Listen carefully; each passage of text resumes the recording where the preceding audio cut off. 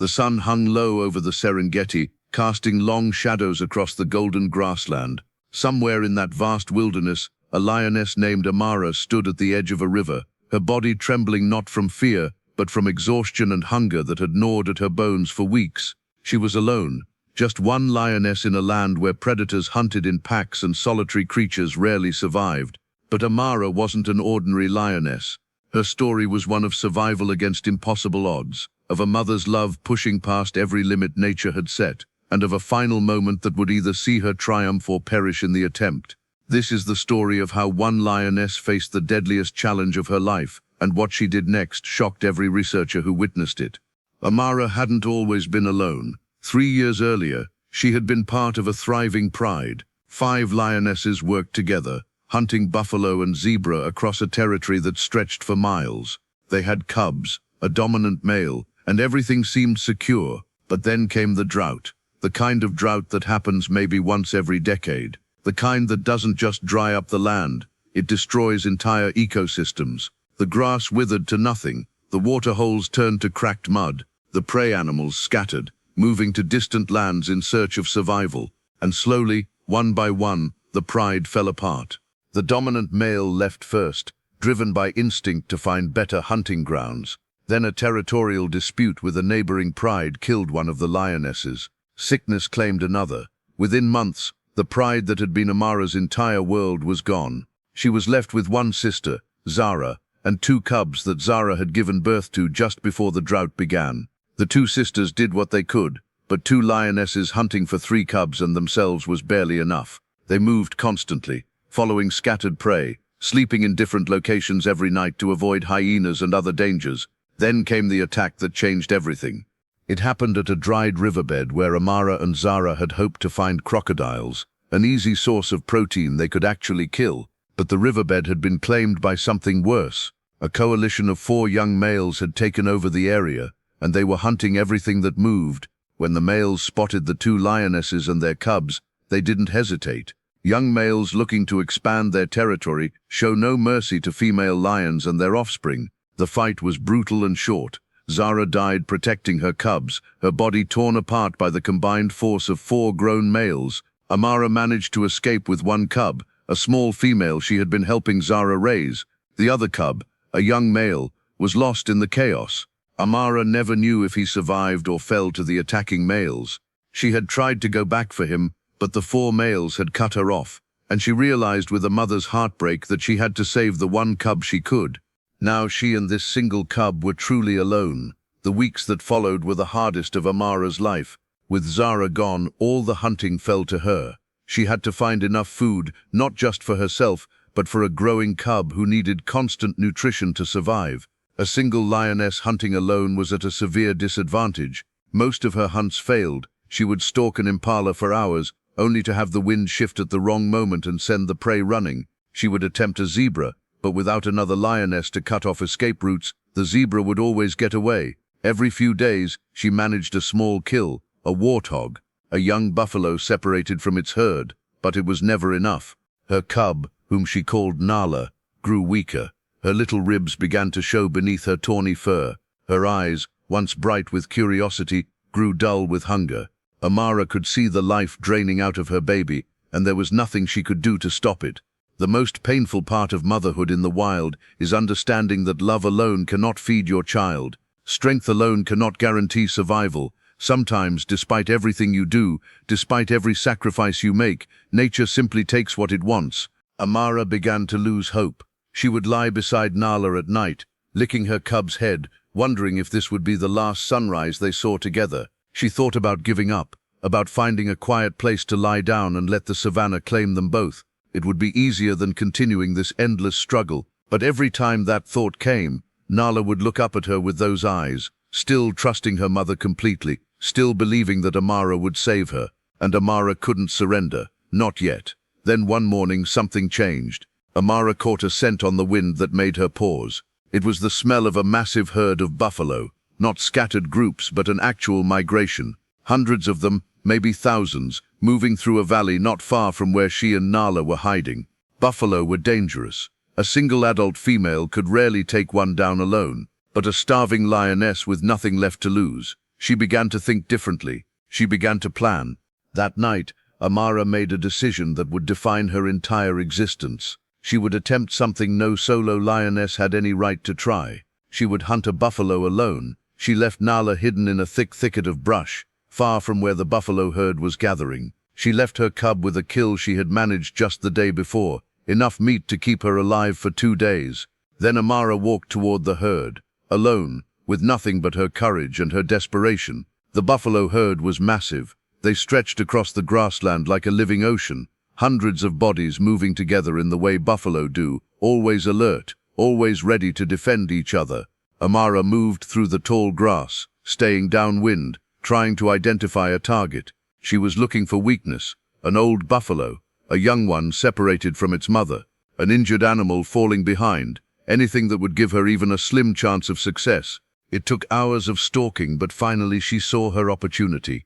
A young male buffalo, no more than 3 years old, had fallen slightly behind the herd. He wasn't weak or injured, but he was young and smaller than the massive adults leading the group. It wasn't a good target. It was barely a possible target, but it was all she had. Amara circled wide, using every bit of cover the grassland offered. Her heart was pounding. She knew that if this failed, if the buffalo threw her off, or if other buffalo came to help, she would be killed. A buffalo's horns could pierce her body. Its hooves could crush her skull. But the alternative was worse. The alternative was watching her cub starve to death while she did nothing. She gathered her muscles and charged. The young buffalo saw her coming and immediately began to run toward the rest of the herd. That was the worst thing that could happen. One lioness could not fight a herd. But Amara was faster, drawing on reserves of strength she didn't know she still had. She caught the buffalo's back leg and bit down as hard as she could, her teeth sinking into muscle and sinew. The buffalo screamed and tried to shake her off, but Amara held on with everything in her. She was flung sideways, nearly thrown, her grip slipping, but she repositioned instantly and went for his throat. This was the moment. This was everything. She locked her jaws around his neck and held on, using her body weight to drag him down. The buffalo's legs buckled. He tried to roll to throw her off, but Amara had trained her entire life for moments like this. She was not about to let go. It took nearly 15 minutes, but finally the young buffalo stopped struggling. He lay in the grass, his chest heaving, then gradually slowing, then stilling completely. Amara stood over her kill, breathing so hard she thought her lungs might burst. She had done it, alone, without help, without another lioness. She had brought down a buffalo, but she wasn't done yet. The rest of the herd had moved on, but other predators would have caught the scent of fresh blood. Hyenas, jackals, maybe even a leopard. Amara knew she had maybe an hour before scavengers began to arrive. She tore off large sections of meat and began the dangerous journey back to where Nala was hiding. She made trip after trip, her mouth full of meat, moving as fast as her tired legs would carry her. She was terrified that Nala wouldn't still be there, that something had happened to her baby while she was gone. She was terrified that she wouldn't make it back before the hyenas discovered the buffalo carcass. But she did make it, and when she returned to the thicket where she had left Nala, her cub was still there, still alive, still waiting. The moment Nala saw her mother return with meat, the little lioness's entire body came alive. She pounced on the food with desperate hunger, eating like she hadn't eaten in weeks, because she hadn't. And watching her cub feed, watching that little body begin to recover, watching life return to those once dull eyes, Amara experienced something she hadn't felt in months. She experienced hope. That single buffalo kill changed everything. It proved to Amara that she could do this. She could hunt alone. She could survive alone. She could raise her cub alone. It wouldn't be easy. It would be harder than anything she had ever done, but it was possible. Over the next 3 months, Amara continued to hunt. She killed 3 more buffalo, 2 zebras, and countless smaller animals. Each kill taught her something new about hunting alone, about reading the landscape, about finding the weak and the vulnerable. She was developing a skill set that most lionesses never needed because they hunted in groups. But Amara was learning to be something different. She was becoming a predator unlike any other. Nala grew stronger. Her ribs disappeared under healthy fur. Her eyes brightened again. The little cub began to play, to hunt small animals with her mother, to understand the rhythms of survival that would carry her into adulthood. And though Amara still felt the weight of what she had lost, she began to see a future again, a future where her daughter could survive, a future where all the suffering and struggle had meaning. But life in the Serengeti never lets you rest for long.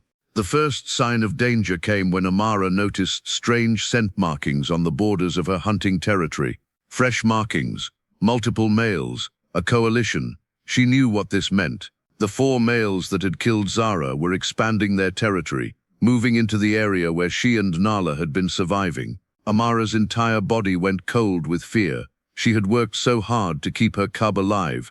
She had hunted alone, faced buffalo, sacrificed everything, and now, just as things were finally stabilizing, danger was returning. She had 2 choices. She could try to flee, taking Nala deep into unfamiliar territory where she had no knowledge of hunting grounds or safe places to hide, or she could stay and defend what she and her cub had built. The first option meant almost certain starvation in unknown lands. The second option meant confronting the 4 males that had already proven they could kill her sister. Neither choice was good. Both were terrifying. But as Amara looked at Nala, sleeping peacefully in a rocky den, her small body finally healthy and strong, the lioness made her decision. She would not run. She would not surrender the territory where she had learned to hunt alone. She would not let her cub grow up fleeing from predators. If the 4 males wanted this territory, they would have to go through her to get it. Over the next week, the males drew closer.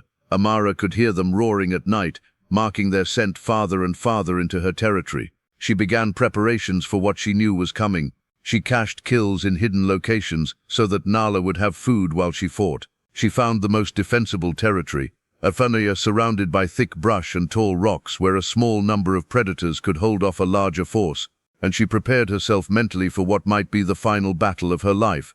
The confrontation happened on a morning when the wind was still and the sun hung red over the savannah. The 4 males approached as a unit, confident and aggressive. They had killed before, they had hunted together for years, they were expecting an easy victory over a solitary female. They had no idea what they were actually walking into.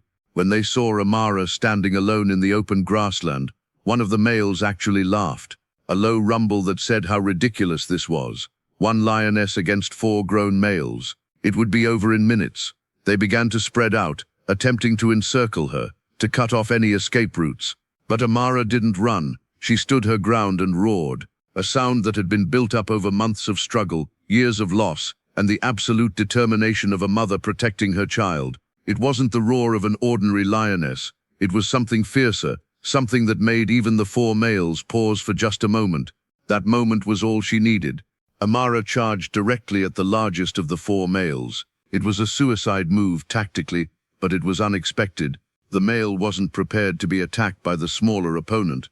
He stumbled backward, and Amara used that advantage to drive him away from the others. She was fighting for her life, but more than that, she was fighting for Nala's life. Every wound she took fueled her instead of slowing her down. Every moment she lasted proved that she couldn't be easily defeated. The battle lasted nearly 40 minutes, longer than anyone watching would have thought possible. Amara was bleeding from multiple wounds, exhausted, barely able to stand. But the 4 males were also damaged. One had deep claw marks across his face. Another was limping on a back leg that wasn't working properly. Amara had hurt them in ways they didn't expect. She had fought them with a fury that confused their usual tactics. And then miraculously, impossibly, 3 of the 4 males began to retreat. They had expected an easy conquest. They had found instead a lioness who refused to break, who fought back with everything she had, who seemed willing to die rather than surrender. It was enough. They turned and walked away, leaving their wounded brother behind. That brother, realizing his coalition was leaving, had no choice but to follow. Amara stood alone in the clearing, her body barely able to stay upright, but alive. She had done it. She had faced down 4 males and survived. She had protected her territory and her cub. When she finally made her way back to the den where Nala was hidden, her little daughter came rushing out, desperate to be close to her mother. Amara collapsed, and Nala curled up against her body, licking her wounds with the tenderness of a child caring for a parent who had sacrificed everything.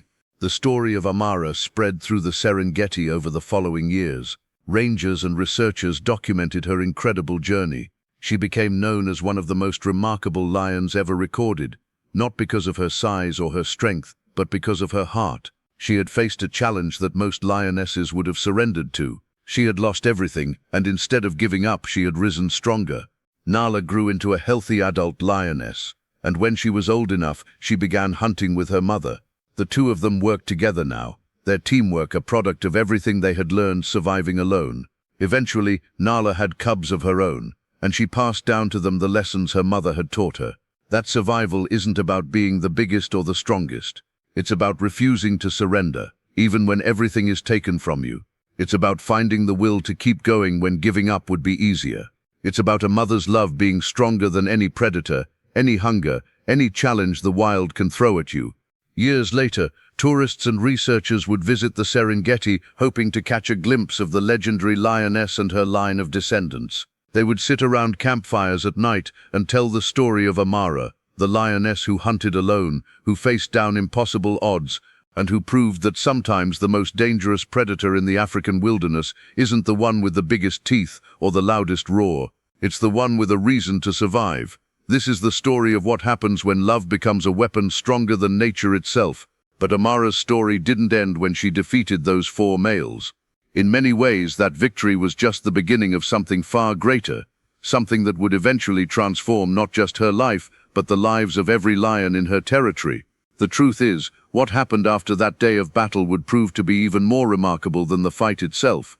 In the weeks following her confrontation with the coalition, Amara's reputation began to spread in ways she could never have anticipated. Other lions started to notice her. Not just males looking for a fight, but lionesses who were struggling in their own prides. Young females who had been pushed out by older, more dominant animals. Females who were hungry and desperate and wondering if there was any other way to survive besides accepting the hierarchy that nature seemed to demand. One of the first to arrive was a lioness named Kella. Kella had been part of a pride where she was constantly bullied by the dominant females. She barely got to eat. Her cubs were barely surviving, and her life had become a daily struggle for scraps and survival. When she heard stories of a lioness living alone, hunting alone, defending her territory alone, something in Kella sparked. If Amara could do it, maybe she could too. Maybe there was another way besides accepting mistreatment and starvation. Kella approached Amara cautiously one evening near the watering hole. She was thin, scarred, with that particular look of desperation that comes from being pushed to the absolute edge. Amara could see herself in Kella's eyes. She could see the fear and the hope mixed together, the wondering if reaching out to another lioness would bring help or rejection. Instead of driving Kella away like most dominant lionesses would do, Amara did something that shocked every wildlife expert who later learned about it. She welcomed her, not with immediate friendship, but with an understanding nod that said, "You belong here now." Kella brought 3 cubs with her, thin and weak like their mother, but Amara, remembering what it felt like to watch her own cubs starve, began including them in her hunts. She taught Kella the techniques she had developed for hunting alone. She showed her how to identify weaknesses in prey, how to read the wind, how to use the landscape to her advantage. Within months, Kella's cubs were healthy and strong, and something unexpected happened. Kella didn't just become a follower of Amara, she became a partner. When Amara hunted, Kella hunted alongside her. When danger approached, they defended each other. The 2 lionesses were developing a bond that went beyond just survival. They were creating something that researchers had rarely documented, a true partnership between female lions that wasn't based on blood relations, but on mutual respect and understanding. Then came Sarah. Sarah arrived with a wound that had become infected, her body racked with fever, barely able to walk. She had been attacked by a male lion and left for dead. Other lions would have avoided her, knowing she might attract predators, or that caring for a sick animal was a waste of resources. But Amara brought Sarah into the den, stayed with her through the fever, licked her wounds, and brought her food even when Sarah was too weak to eat solid meat. Sarah survived, and when she recovered, she joined Amara's growing group. Within a year, Amara had gone from being a solitary lioness to leading a small coalition of 5 females plus all their cubs. 16 lions total, moving through the Serengeti together, hunting together, raising their young collectively. This was extraordinary. This was unprecedented. Female lions are naturally territorial and hierarchical. They rarely share power or resources equally, but Amara had created something different. She had created a family based not on dominance, but on the understanding that together they were stronger. The way they hunted together was revolutionary. Amara had taught them all the solo hunting techniques she had developed, but now they combined them with traditional pride hunting strategies. They could hunt in groups like normal prides, but they could also split up and hunt individually if needed. They had flexibility, they had options, and they had a success rate that was nearly double the average for lion prides in the area. The males in the surrounding territory began to notice. Here was a growing pride with healthy cubs, abundant food, and a territory that was clearly being well managed and defended. Several of the local males wanted to take over, but Amara and her lionesses had something that gave them an advantage. They had unity, they had trust in each other, they had learned to fight as one unit, and their success against the 4 males who had killed Zara had already given them a reputation. Over the next 3 years, 3 separate male coalitions attempted to take over Amara's territory. Each time the lionesses defended themselves fiercely. The males learned that this pride was not going to be easy prey. Eventually a coalition of 2 young males appeared, and instead of fighting them, Amara made a different choice. She negotiated. This sounds strange when talking about lions, but what Amara essentially did was offer the males a deal. They could father cubs and claim the territory as their own, but only if they agreed to protect and provide for all the cubs in the pride, not just their biological offspring. It was an unusual arrangement, but the males, exhausted from the fights and impressed by the lioness's strength and organization, agreed. The result was a stable, thriving pride where males and females worked together based on mutual benefit rather than pure dominance. Cubs' survival rates soared. The territory expanded because neighboring prides respected their strength and organization. Amara, once a desperate, starving lioness with a dying cub, had become the founder of a new way of living for lions in her region. Researchers who documented this pride called it unprecedented. They published papers about Amara's social innovation, about how a single lioness had essentially created a new social structure that defied traditional lion behavior. Universities used her story to teach animal behavior. Wildlife organizations pointed to her pride as an example of how animals could adapt and create new solutions to survival problems. But Amara didn't know about any of this. She didn't understand that she was changing animal behavior science. She only knew that her cub was healthy, that her friends were thriving, that the territory she had fought so hard to protect was now supporting dozens of lives, all because she had refused to give up. Nala, Amara's original daughter, grew into an exceptional lioness. She inherited her mother's hunting skills and her compassion. When Nala had her own cubs, she taught them the way her mother had taught her. That survival wasn't about being ruthless, that the strongest predators weren't always the ones who won the most fights, that sometimes the most powerful thing you could do was choose kindness, choose partnership, choose to believe that there was another way. Nala had 3 daughters of her own, and those 3 daughters each had cubs, and those cubs had cubs. Within just a few generations, Amara's bloodline and Amara's teachings had spread through the entire region. Lions that carried Amara's genes were known for being smarter hunters, better mothers, and more cooperative than lions in other areas. They were recognizable to researchers not just by their appearance, but by their behavior. The legend of Amara the lone huntress became the legend of Amara the mother of change. But every life eventually comes to an end, even in the wild.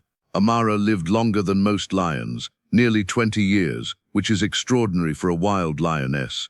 She remained the matriarch of her pride until her final years, when her body began to fail her despite her indomitable spirit. In her last season, she barely hunted anymore. The younger lionesses had taken over that responsibility, but she still led, still made decisions, still represented the heart of the pride. The night Amara died, the entire pride gathered around her. Nala stayed by her mother's side, licking her face, making soft vocalizations that researchers later described as mourning. The other lionesses and the males, the cubs and the adolescents, all came to pay their respects. It was a moment of profound grief, but also a moment of understanding that something extraordinary had just passed from the world. In the days following her death, researchers noted something remarkable. The pride didn't fall apart the way prides often do when they lose a dominant female. Instead, they maintained their unity. They continued hunting together, continued caring for the cubs, continued living by the principles that Amara had established. Her legacy wasn't just her genes, it was her values. It was the way she had taught them to live. Nala took over as the matriarch, and she led with the same wisdom and compassion her mother had shown. She remembered every lesson. She remembered what it felt like to be starving, what it felt like to watch the only adult in your life risk everything to keep you alive. And she made sure that every cub in that pride, every lion, understood the value of what they had been given. The scientific community eventually named Amara's pride the cooperative. It became one of the most studied lion prides in Africa. Researchers from around the world would travel to the Serengeti specifically to observe them, to document how they hunted, how they organized themselves, how they managed conflict. Universities created entire research programs based on what they learned from Amara's pride. But perhaps the most important thing about Amara's legacy wasn't what scientists learned from her. It was what the other animals in the Serengeti learned from her. Different prides began to adopt some of her hunting techniques. Young lionesses who knew about Amara were inspired to be more independent, to believe that they didn't have to accept the roles that traditional pride hierarchies assigned them. In subtle ways, the entire culture of lions in that region began to shift. Hyena clans that had once dominated the area began to show more caution. They had learned that hunting near Amara's pride meant risking their lives against lionesses who fought with coordination and intelligence. Buffalo herds learned to avoid the territories controlled by Amara's descendants. Even the predator-prey balance in the entire region was affected by her presence and her influence. What makes Amara's story so inspirational isn't just that she survived impossible odds. It's that she used her survival to create a better life for others. She didn't just save her own cub. She saved dozens of lions who came to her because they sensed that there was another way to live. She didn't just defend her territory. She built something that lasted, something that changed the fundamental way lions in her region understood themselves and their potential. Years after Amara's death, tourists visiting the Serengeti would hear guides point out her descendants and tell the story of the lioness who hunted alone, who faced down 4 males, who taught female lions that they could be powerful without being ruthless. The story would be told and retold, with each retelling adding new details, until Amara became less like a specific lioness and more like a legend, a symbol of what is possible when you refuse to surrender.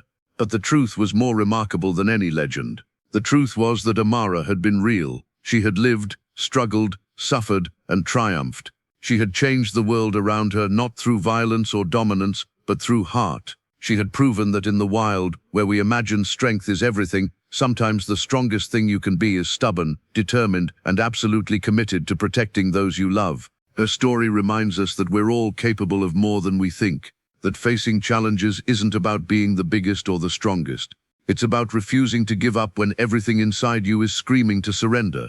It's about believing that there's another way, even when every instinct tells you that your situation is hopeless. It's about understanding that love, when it's combined with determination and courage, can literally change the world. What many people don't realize about Amara's story is that the impact of her life extended far beyond just the lions who knew her personally. The ripples of her existence spread outward like waves on water, touching lives and changing behaviors in ways that nobody could have predicted. Some of these consequences were obvious, others took years for researchers to fully understand. One of the most significant unexpected developments happened when a young male lion named Kiro was born into a neighboring pride. Kiro's mother had heard the stories about Amara, stories that had been passed through roars and scent markings, and the informal communication networks that animals use to share information.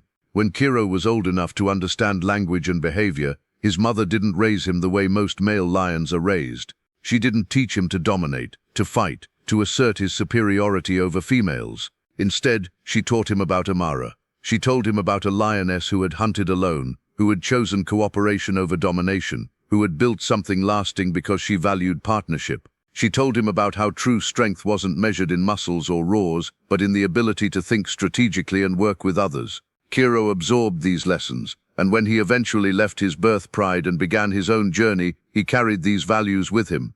When Kiro finally encountered Amara's pride, he didn't try to conquer them the way typical males do.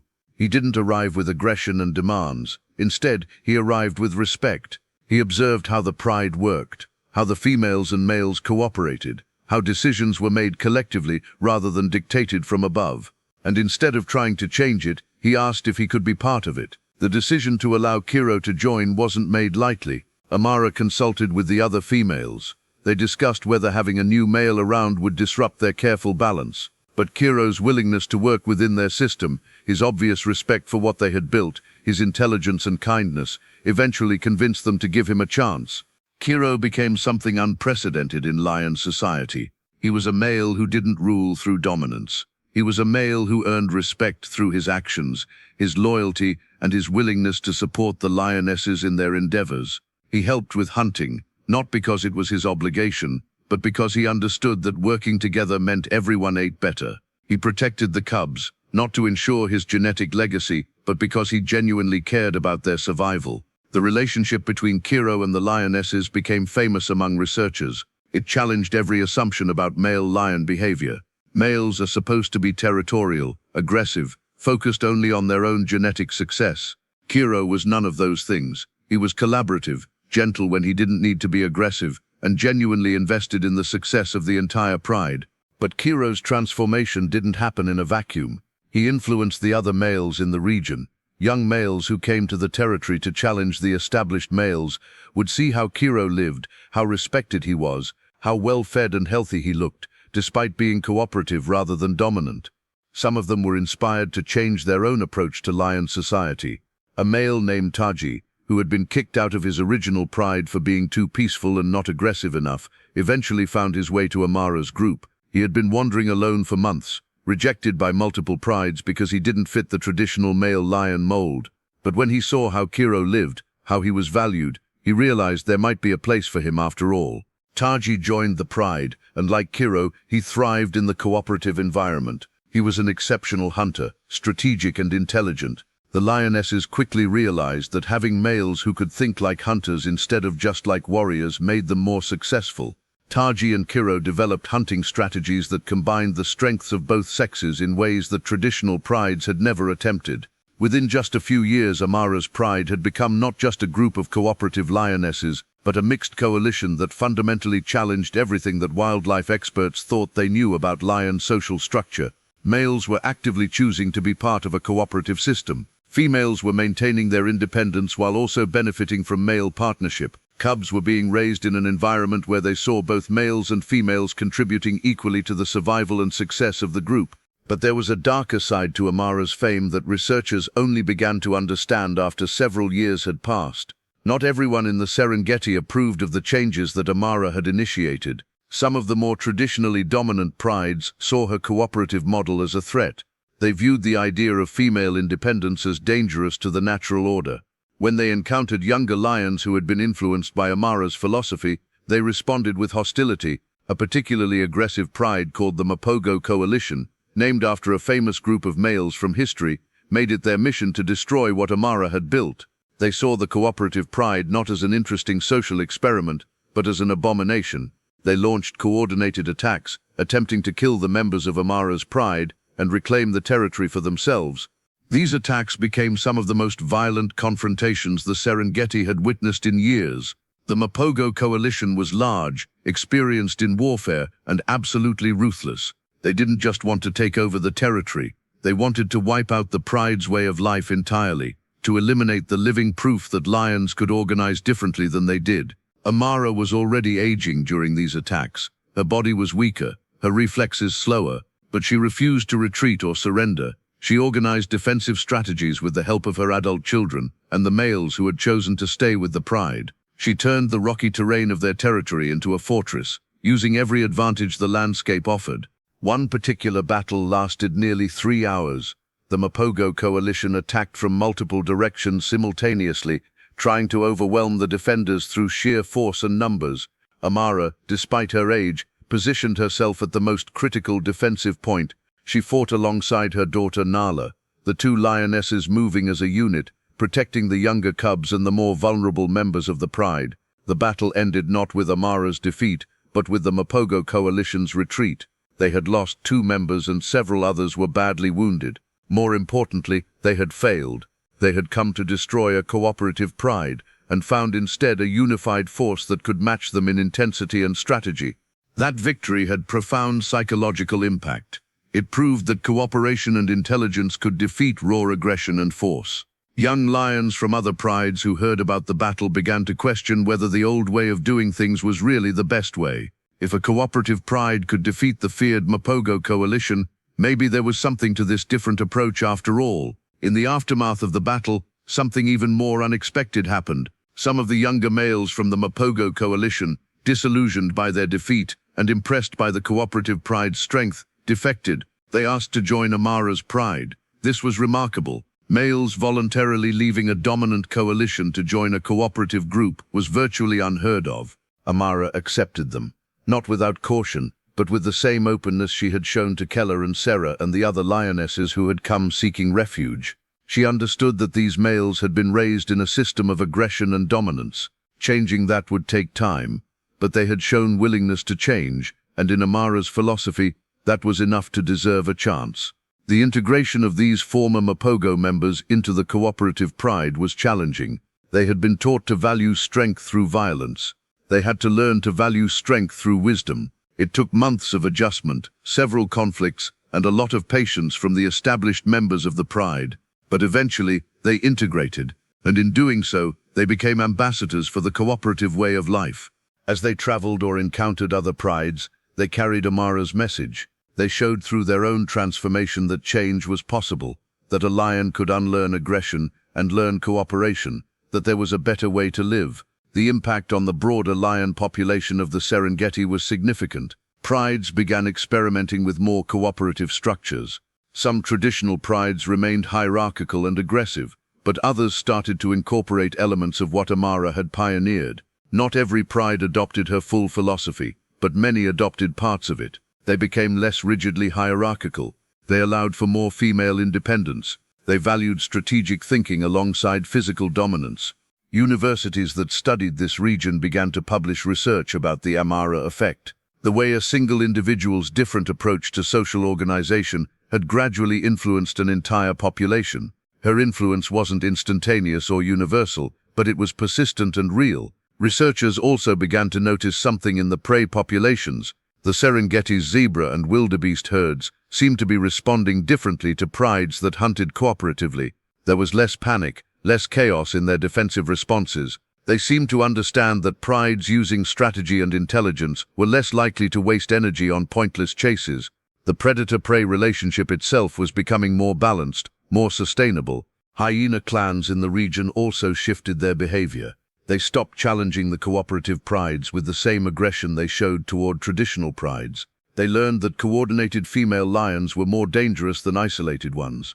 This actually improved the overall health of the ecosystem, because the hyenas began hunting differently, focusing on different prey species, reducing competition for resources. The changes Amara initiated rippled outward in ways that affected plants, water usage, and the entire delicate balance of the Serengeti ecosystem. All because one lioness refused to accept that there was only one way to live. But perhaps the most important ripple effect was the one that touched human consciousness. The story of Amara began to spread beyond the scientific community. Tourist guides told it to visitors from around the world. Documentarians created films about her life. Researchers wrote books not just for academic audiences, but for general readers who were fascinated by the story of an individual animal changing her world. People started to see lions differently. Instead of just viewing them as killing machines, as apex predators with no other dimension, people began to understand them as thinking, feeling, social beings capable of innovation and change. Amara's story became a symbol of possibility. If a lioness could change her entire society from the bottom up, what could humans accomplish? Conservation efforts in the Serengeti received increased funding, partly because of interest generated by Amara's story. People wanted to protect this place where such an extraordinary lion had lived and changed history. The increased funding meant more rangers, better protection of the ecosystem, more research opportunities.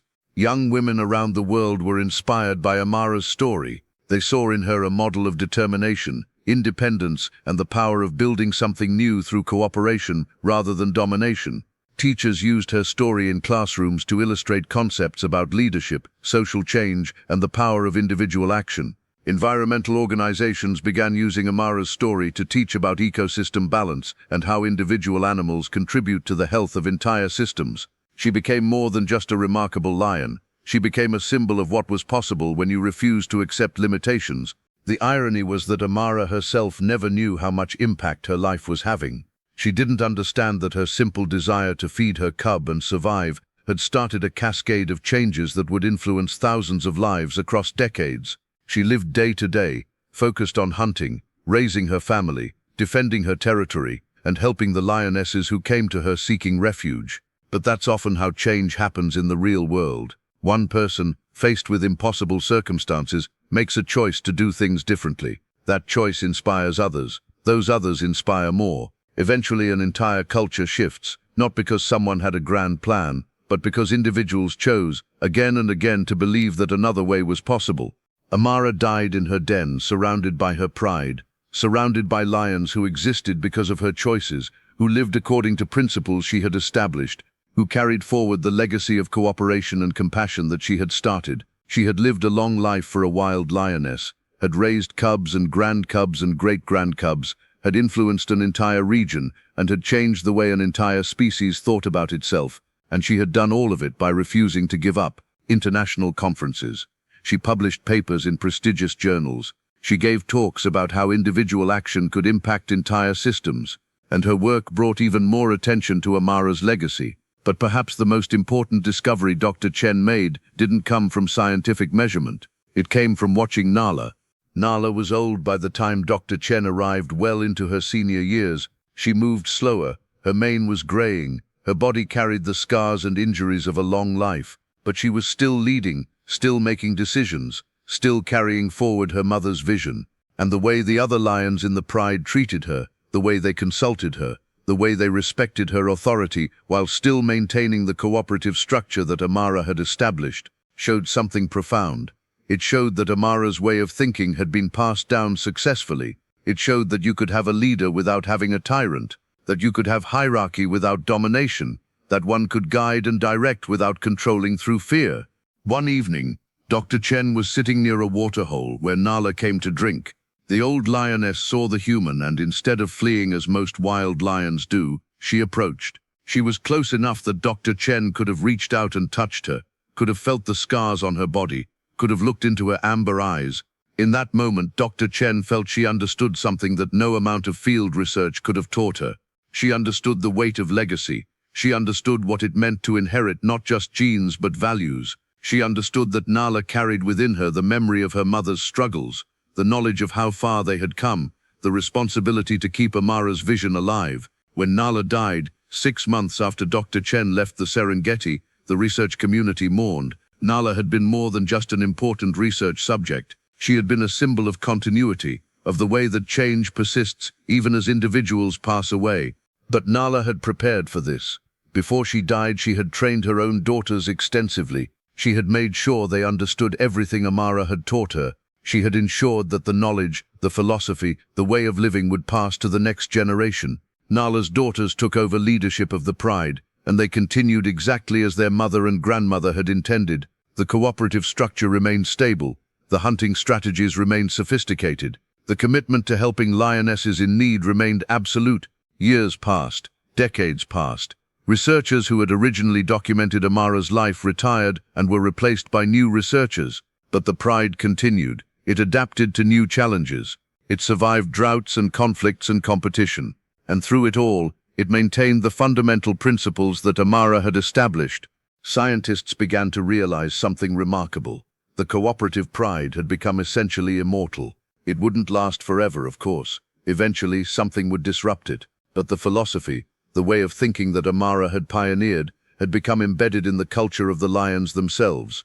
It would pass from generation to generation, evolving and adapting, but maintaining its core values. Dr. Chen eventually wrote a book about her experiences, about her study of Amara's life and legacy. The book became an international bestseller. It was translated into dozens of languages. It inspired conservationists, educators, animal behaviorists, and ordinary people who simply loved the story of one lioness changing her world. In schools around the world, children learned about Amara.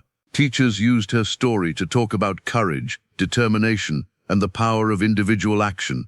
Environmental organizations used her as a symbol for their campaigns. She became almost mythological, a legend that transcended her actual life. But the remarkable thing was that the legend didn't overshadow the truth. Amara had actually been real. She had actually hunted that buffalo. She had actually faced down 4 males. She had actually built something lasting. The legend was real because the life had been real. Some scientists speculated about what made Amara different. Was it genetics? Was it upbringing? Was it simple luck? The truth was probably some combination of all these things, plus something else that couldn't quite be measured or quantified. Some people called it heart, others called it will, some called it the refusal to surrender. Whatever it was, Amara had possessed it in abundance. In the Serengeti today, if you visit the right territory, you can still see the descendants of Amara's pride. They hunt cooperatively. They welcome lionesses in need. They maintain the sophisticated social structure that Amara pioneered. The pride has expanded and contracted, faced challenges and overcome them, but the fundamental philosophy remains unchanged. Rangers in the Serengeti still point out the areas where Amara hunted, where she fought, where she raised her cubs. They still tell her story to tourists, and those tourists carry the story back to their homes, spreading it further, keeping the legend alive. But perhaps the most important legacy isn't the one that's measured in scientific papers or documentaries or international recognition. Perhaps the most important legacy is the one that's lived out every single day by the lions in that territory.